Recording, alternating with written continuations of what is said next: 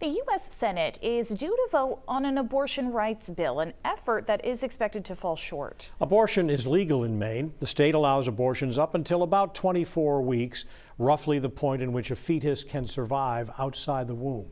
While the members of Maine's congressional delegation support the right to abortion, there are different opinions on how Roe v. Wade should be protected.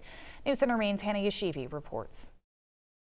Oh, it's very important. We need to get this to the president's desk. The House has already passed this piece of legislation, but it really codifies the protections that we've had since 1973 with Roe versus Wade. Congresswoman Shelley Pingree says it's a piece of legislation that makes sure abortion stays legal and available to women in every state.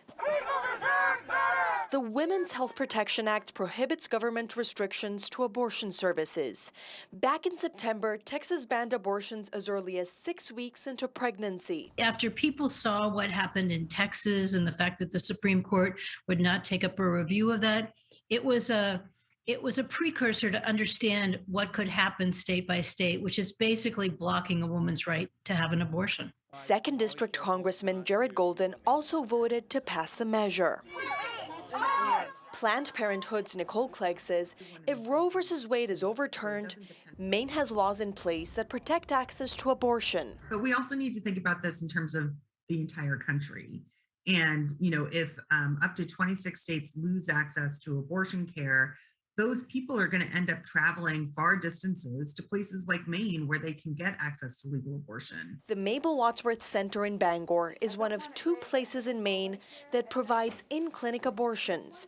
Aspen Rulin works at the center. The future of abortion justice that I look towards is one where people can access the care that they know they need without any barriers. Senator Angus King is a co-sponsor of the bill, and while Senator Susan Collins supports the right to an abortion, she's introducing a new bill as an amendment to the Women's Health Protection Act.